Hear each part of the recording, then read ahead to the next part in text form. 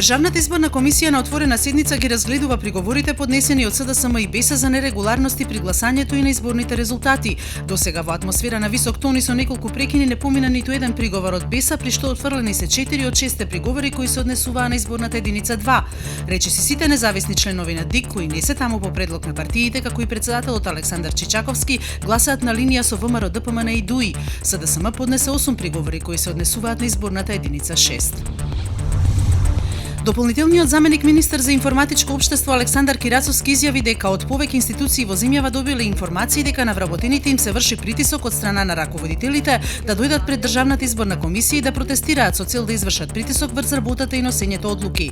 Тој информира дека поднеле иницијатива до Државниот инспекторат за труд, Државниот управен инспекторат и Министерството за внатрешни работи за вонреден надзор на работата на општина Штип, УЈП регионална дирекција Штип, како и РЕК Битола. Самитот на Европската Унија кој денеска се одржува во Брисел би требало да биде концизен, а сите теми од Сирија преку Русија до Брекзит ќе бидат обработени во еден ден и ќе завршат со вечера на која не е повикана британската премиерка Тереза Меј, објавува Дојче Веле. Според нацрт заклучоците не се очекуваат никакви одлуки во однос на драмата во Алепо и за односите со Турција, освен продолжување на санкциите кон Русија за уште 6 месеци во врска со ситуацијата во Украина.